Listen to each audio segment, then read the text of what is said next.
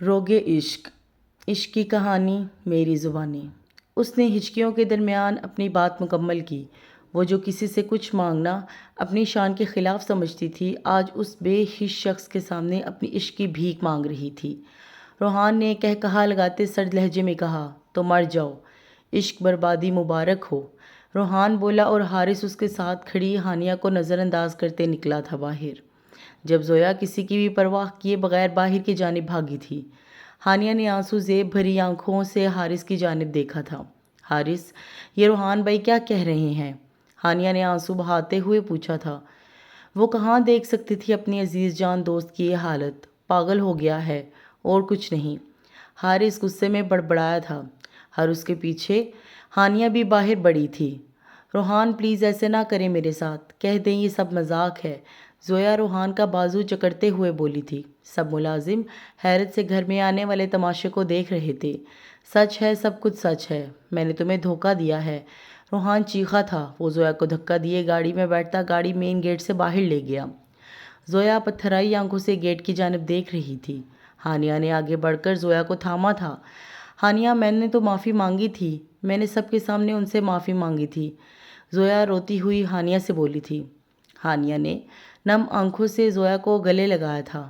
مجھے گھر جانا ہے، کچھ دیر بعد زہرا نے کہا تھا۔ ہانیہ نے حارث کی طرف دیکھا تھا۔ حارث سر اسبات میں ہلاتا گاڑی کی جانب بڑھا۔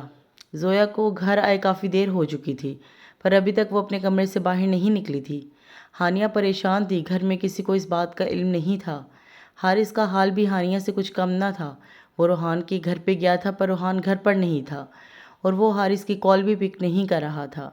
زویا اس وقت کمرے میں بیٹھی زاروں کی طرح آنسو بہا رہی تھی۔ وہ نہ جانے کتنے بار روحان کو کال، ٹیکسٹ اور وائس نوٹ بھیج چکی تھی، پر روحان نہ تو کال پک کر رہا تھا نہ ہی آن لائن تھا۔ زویا کو اس وقت ہر چیز اس کا مذاق اڑاتی محسوس ہو رہی تھی۔ صرف ٹائم پاس ہوتا ہے آج کل تو، اور رہی میری بات تو ایٹ لیسٹ یہ پیار ویار مجھے تو نہیں ہونے والا۔ زویا کو اپنی کہی بات یاد آئی تھی۔ اپنے بالوں کو انگوٹھیوں میں جکڑتے وہ ایک بار پھر زاروں کی طرح روئی تھی۔ ڈنر کے وقت زویا کی غیر موجودگی کو سب نے نوٹ کیا تھا۔ زارا بیگم اسے بلانے گئی تھیں، لیکن اس نے طبیعت خراب ہونے کا بہانہ بنا کر انکار کر دیا۔ زارا بیگم نے پھر بھی زیادہ اصرار نہ کیا۔ وہ لڑکی جو ایک غم پر پورا گھر سر پر اٹھا لیتی تھی، آج دل ٹوٹنے پر کسی کو بتا بھی نہیں سکتی تھی۔ سب کے کمرے میں جانے کے بعد حارث اور ہانیہ نے زویا کے کمرے کا رخ کیا تھا۔ ان کو آتے دیکھ ہاتھ کی پشت سے زویا نے اپنے آنسو صاف کیے۔ زویا کچھ کھا لو، ہانیہ نے زویا کے آگے کھانے کی ٹرے کرتے کہا تھا۔ نہیں، میرا دل نہیں کر رہا، ایک کپ بلیک کافی بنا دو، زویا نے التجا کی تھی۔ اس وقت اس کا سر پھٹ رہا تھا۔ میں بنا دیتی ہوں، ہانیہ زویا کا ہاتھ تھپ تھپاتی کھانے کی ٹرے اٹھائے باہر بڑھی تھی۔ حارث بھائی، آپ سے ایک ریکویسٹ کروں؟ زویا نے بولنے سے پہلے اجازت چاہی تھی۔ ہاں بولو زویا، حارث نے مسکرانے کی کوشش کرتے کہا تھا۔ آپ ایک بار پھر روحان کے گھر جائیں گے؟ اب روحان کا فون بھی بند جا رہا ہے۔ ایک بار پھر زویا کی آنکھیں نم ہوئی تھیں، پر وہ اپنے آنسو ظاہر کر کے کسی کی ہمدردیاں سمیٹنے والی نہیں تھی۔ اپنے غم کو خود میں چھپانے کی صلاحیت رکھتی تھی، سو خون کے آنسو اپنے دل میں ہی اتار گئی۔ اب تو بہت دیر ہو گئی ہے، کل صبح ہی جاؤں گا، حارث نے کہا تھا، اور زویا محض سر ہلاتی رہ گئی۔ روحان اس وقت بیڈ پر اوندھے منہ لیٹا ہوا تھا۔ صبح 4 بجے اس کی انگلینڈ کی فلائٹ تھی، پر نیند آنکھوں سے کوسوں دور تھی۔ اس نے دیکھا تھا زویا کی بے تحاشا کالز اور میسیجز آئے ہوئے تھے۔ روحان نے پڑے بغیر ہی موبائل پاور آف کیا اور سم نکال کر دونوں چیزیں سائڈ ٹیبل پر محفوظ کر دیں۔ مجھے اتنا برا کیوں لگ رہا ہے اس کے ساتھ ایسا کر کے؟ روحان نے تکیے میں سر دیتے سوچا تھا۔ کچھ نہیں ہوتا، اس نے مجھے تھپڑ مارا تھا، میں نے بھی بدلہ لے لیا۔ روحان نے سر جھٹکتا اور سوتا بنا۔ السلام علیکم آنٹی، کیسی ہیں آپ؟ حارث مسز شرمین کے گھر آنے پر کھڑا ہوتا بولا تھا۔ وعلیکم السلام۔ حارث، خیریت، تم یہاں پر؟ مسز شرمین نے حیرت ہوتے ہوئے پوچھا۔ کیونکہ روحان تو صبح ہی گیا تھا۔ جی آنٹی، روحان کہاں ہے؟ حارث نے پوچھا۔ کیا مطلب، تمہیں نہیں پتا؟ مسز شرمین نے حارث کی بات سن شوخی انداز میں بولا۔ نہیں، حارث نے نہ سمجھی میں ان کی طرف دیکھا۔ وہ تو انگلینڈ چلا گیا ہے MBA کرنے کے لیے، آج صبح ہی اس کی فلائٹ تھی۔ اس نے تم لوگوں کو نہیں بتایا؟ مسز شرمین نے پوچھا۔ مسز شرمین کی بات سن حارث حیران ہوا۔ زویا کا معاملہ الگ تھا، لیکن اتنا تو ضروری نہیں سمجھا اس نے کہ وہ اپنے دوستوں کو ہی بتا دے۔ اتنے سالوں کی دوستی اس نے پل بھر میں بھلا دی تھی۔ نہیں آنٹی، اس نے ہمیں نہیں بتایا، حارث نے سرد لہجے میں کہا۔ وہ خدا حافظ کہتا باہر نکلا تھا۔ مسز شرمین روحان کی کلاس لینے کا ارادہ کرتی اپنے کمرے کی جانب بڑھی تھیں۔ جو لان میں بیٹھی حارث کا انتظار کر رہی تھی، حارث کے آنے پر فوراً اس کی طرف متوجہ ہوئی۔ زویا کی آنکھوں میں سوال دیکھے حارث نے نظریں چرائی تھیں۔ حارث بھائی، روحان سے بات ہوئی؟ زویا نے سوال کیا۔ زویا، روحان انگلینڈ جا چکا ہے۔ حارث نے زویا کے سر پر دھماکہ کیا تھا۔ کیا مطلب؟ حارث کی بات سن زویا لڑکھڑائی تھی۔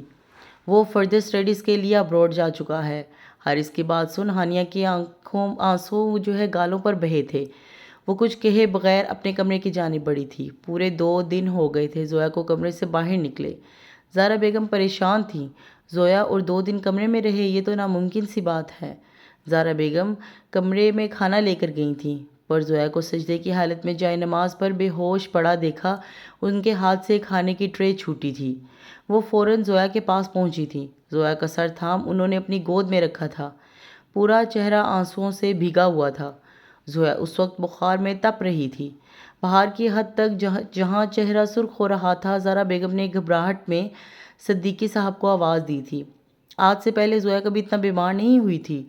ٹینشن میں زہرا بیگم کے آنسو گرنے لگے تھے۔ زہرا بیگم کے چیخنے پر لاؤنج میں بیٹھے تمام افراد بھی زویا کے کمرے کی جانب بڑھے تھے۔ اس وقت وہ سب ہسپتال میں تھے۔ زویا کا نروس بریک ڈاؤن ہوا تھا۔ ڈاکٹر نے بتایا تھا ایسا بہت زیادہ سٹریس لینے کی وجہ سے ہوا ہے۔ زہرا بیگم نے تو رو رو کر برا حال کر لیا تھا۔ سامنے آپ کے پاس یہ کام نہ کریں۔ ان کی نٹکھٹ سی بیٹی کو ایسا کون سا سٹریس ہو گیا ہے جو وہ اس حال میں پہنچ گئی ہے؟ وہ تو سٹریس دینا جانتی تھی، سٹریس کب سے لینے لگی؟ صدیقی صاحب کا حال زہرا بیگم سے کچھ الگ نہ تھا۔ حارث کا دل چاہ رہا تھا وہ روحان کو شوٹ کر دے۔ کیا زویا نے اس سے معافی نہیں مانگی تھی کیا؟ جو روحان نے اس کے جذباتوں کے ساتھ کھیلا، اس کو اپنی بہن سمجھتا تھا، سائرہ کی طرح سمجھتا تھا وہ زویا کو۔ زویا میرے بچے کو کیا ہوا ہے؟ دیکھو اٹھو، ماما اب تمہاری شرارتوں پر بھی نہیں ڈانٹیں گی۔ زہرا بیگم زویا کے بالوں میں انگلیاں چلاتے ہوئے بولی تھی۔ زویا کی بھوری آنکھیں ہنوز بند تھیں۔ زہرا بیگم اٹھ کر باہر گئی تھیں۔ صدیقی صاحب اس وقت ڈاکٹر صاحب کے پاس موجود تھے۔ دیکھیں مسٹر، پیشنٹ کی کنڈیشن اب پہلے سے بہتر ہے، کچھ دیر تک انہیں ہوش آ جائے گا، پر کوشش کیجیے ان کے سامنے کوئی ٹینشن نہ ہو، نہ ہی ان کے سامنے کوئی ایسی بات کی جائے جس کی وجہ سے ان کو سٹریس ہو، ڈاکٹر نے پروفیشنل انداز میں کہا تھا۔ زویا کو جب ہوش آیا تو اس نے خود کو ہسپتال میں پایا تھا۔ ارد گرد نظر دوڑائی تو زہرا بیگم اور باقی سب کو اپنے پاس پایا تھا۔ زہرا بیگم ابھی زویا سے کچھ کہتی کہ صدیقی صاحب نے زہرا بیگم کا ہاتھ پکڑے انہیں کچھ پوچھنے سے روکا تھا۔ زہرا بیگم خاموش ہو گئی۔ اب کیسی طبیعت ہے میری بیٹی کی؟ زہرا بیگم نے زویا کی پیشانی چومتے کہا تھا۔ ٹھیک ہوں، زویا سنجیدہ لہجے میں بولی تھی۔ زویا کے لہجے پر باقی سب ٹھٹکے تھے، پر زور تھی اتنی سنجیدہ تو وہ رہی نہیں تھی کبھی۔ چلو بیٹا آپ ریسٹ کرو، میں ڈسچارج پیپرز بنواتا ہوں۔ صدیقی صاحب زویا کے سر پر پیار دے کر باہر نکلے تھے۔ بازل، شازیہ بیگم بازل سے مخاطب ہوئی تھیں۔ بازل نے سوالیہ نظروں سے شازیہ بیگم کی طرف دیکھا تھا۔ بیٹا ہم سب یہاں ہیں، تم گھر جاؤ، ردا اکیلی ہوگی۔ بازل سر اس بات میں ہلاتا باہر نکلا تھا۔ گھر باہر فضان کو دیکھ اس کا دماغ بھگ سے اڑا۔ وہ فوراً گاڑی سے اتر کر فضان کی جانب بڑھا تھا۔ تم یہاں کیا کر رہے ہو؟ بازل نے کڑے تیوروں کے ساتھ استفاد کیا۔ نہ جانے کیسے اس نے خود کو فیضان کا گریبان پکڑنے سے روکا تھا۔ میں ردا اور تم سے ملنے آیا ہوں۔ تم نے ہسپتال میں بھی مجھے ردا سے ملنے نہیں دیا۔ ویسے بھی میں ملنے آیا ہوں لیکن تم نے ملنے نہیں دیا۔ ایک بار پھر میری بات تو سن لو۔ فضان نے گویا درخواست کی تھی۔ 5 منٹ ہیں، بولو تمہارے پاس جو بھی بولنا ہے۔ بازل نے ہاتھ میں پہنی ریسٹ واچ کو دیکھتے کہا تھا۔ بازل، مشال کا ایکسیڈنٹ ہو گیا ہے، وہ اب کبھی چل نہیں سکے گی۔ فضان دکھی ہوا تھا۔ تو میں کیا کروں؟ بازل بے تاثر لہجے میں بولا۔ وہ اپنے کیے پر شرمندہ ہے۔ اس نے مجھے سب بتا دیا ہے کہ اس نے تمہیں کال کر کے بلایا تھا اور ردا سے معافی مانگنا چاہتی ہے۔ میں بھی ردا سے معافی مانگنا چاہتا ہوں۔ بس مشال کی باتوں میں آ کر میں نے وہ ساری باتیں کی تھیں۔ فضان نے بات ختم کی اور ردا اور میں تمہیں معاف کیا۔ تم دونوں اب ہماری زندگی میں دوبارہ نہ آنا۔ بازل کہہ کے اندر کی جانب بڑھ گیا، جبکہ فضان اپنی گاڑی کی جانب بڑھا تھا۔ کچھ محبتوں کو اگر پانے کی کوشش کی جائے تو وہ کئی لوگوں کی زندگیاں برباد کر دیتی ہیں۔ فضان کی محبت بھی انہی میں سے ایک تھی۔ وہ ردا سے سچی محبت کرنے لگا تھا۔ پر ضروری نہیں کہ محبت کو حاصل ہی کیا جائے، محبت میں تو محبوب کی خوشی ہی اول ہوتی ہے۔ فیضان کو یقین تھا ردا بازل کے ساتھ خوش رہے گی۔ وہ خود غرض ہو کر اپنی محبت حاصل کرنے کے لیے ردا کو اس کے عشق سے دور نہیں کرنا چاہتا تھا۔ فیضان نے ایک الوداعی نظر گھر پر دوڑائی اور گاڑی آگے بڑھا گیا۔ آج اس نے اپنی محبت کو خیر آباد کہہ دیا تھا، پر وہ ہمیشہ ردا کو ایک خوبصورت اتفاق کی طرح یاد رکھنے والا تھا۔ بازل کمرے میں پہنچا تو ردا اسے کہیں نظر نہ آئی۔ وہ کمرے سے باہر نکلا تو ردا کچن میں کام کرتی نظر آئی۔ بازل خاموشی سے آگے بڑھا اور ردا کو اپنی باہوں میں قید کر گیا۔ ردا کی مہارت سے چلتے ہاتھ ساکت ہوئے تھے۔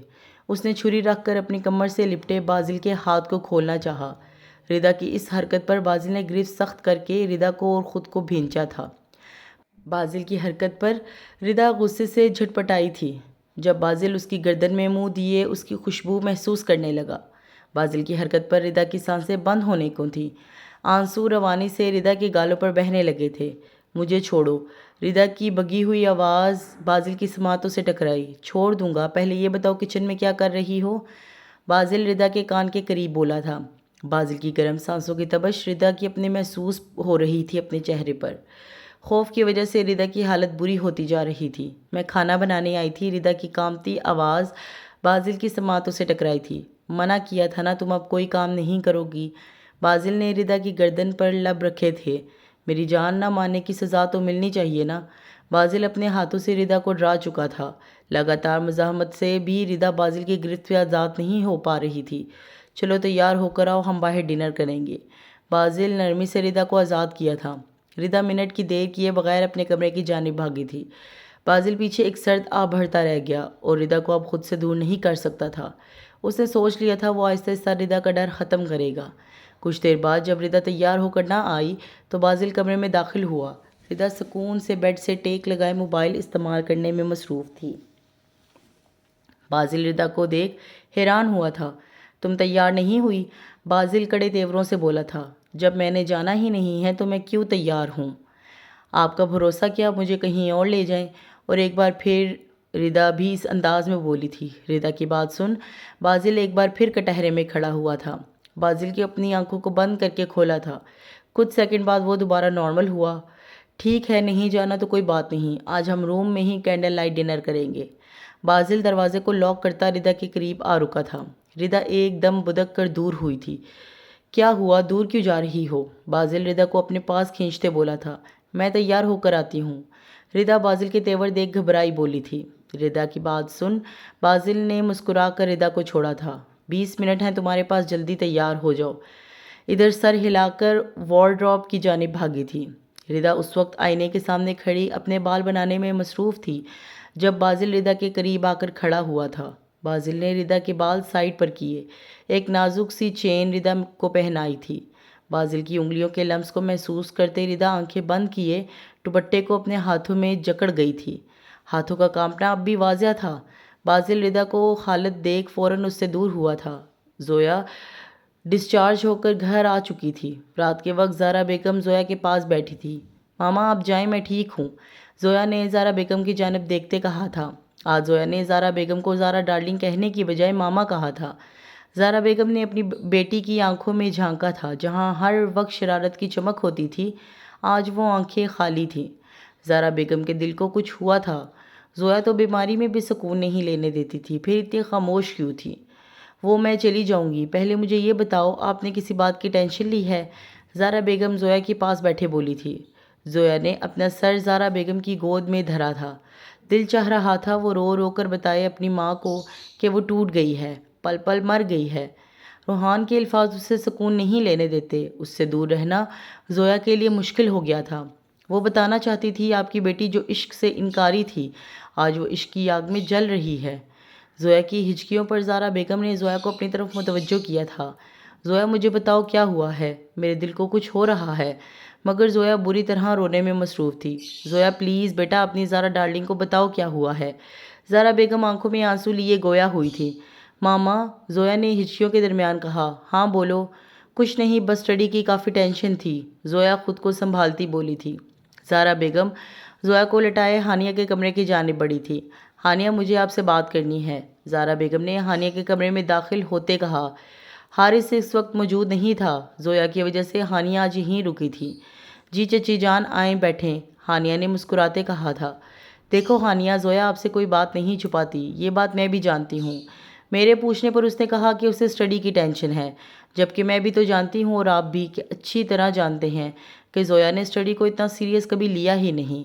چچی جان وہ کہہ رہی ہے تو بات یہی ہوگی، ہانیہ نے جواب دیا۔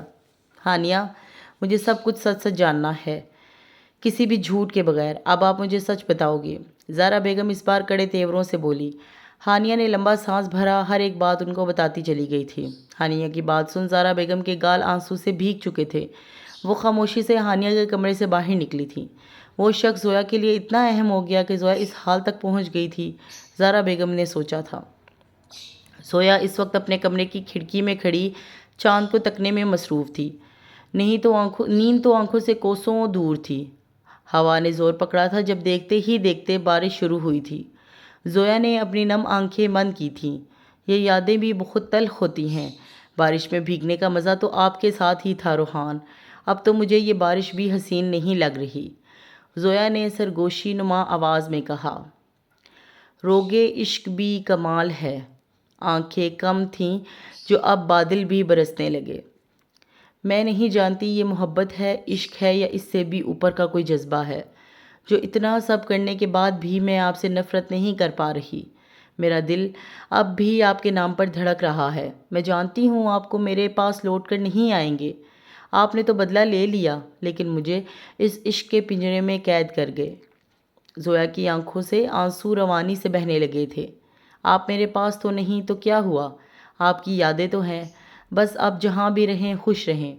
زویا نے ہاتھوں کی پشت سے آنسو صاف کیے اور کھڑکی بند کرتی اندر کی جانب بڑھ گئی۔ وقت کا کام ہے گزر جانا، چاہے اچھا گزرے یا برا، وہ گزر ہی جاتا ہے۔ زویا اس وقت اپنی کتابوں پر جھکی فائنل سیمسٹر کے ایگزامز کی تیاری کر رہی تھی، جب زویا کے قریب ہانیہ آ کر بیٹھی تھی۔ ان 4 سالوں میں بہت کچھ بدل چکا تھا۔ زویا حد سے زیادہ سنجیدہ ہو چکی تھی۔ اول تو وہ کمرے سے باہر نہیں نکلی تھی، اگر کسی سے بات کرتی تو وہ بس وہ کام، ورنہ باتونی لڑکی خاموش رہتی تھی۔ ایک نظر ہانیہ کو دیکھ زویا پھر کتابوں پر جھکی تھی۔ ایک بات پوچھوں ہانیہ، اس نے بات کا آغاز کیا۔ زویا کو خاموش پا کر ہانیہ دوبارہ گویا ہوئی۔ اب بھی محبت کرتی ہو اس سے؟ ہانیہ کی بات پر زویا کا رجسٹر پر مہارت سے چلتے ہاتھ ساکت ہوئے تھے۔ زویا نے ایک نظر ہانیہ کی جانب دیکھا۔ محبت تو پہلے بھی نہیں تھی، زویا نے خالی آنکھوں اور پھیکی مسکراہٹ کے ساتھ جواب دیا تھا۔ تو پھر؟ ہانیہ نے الجھ کر پوچھا۔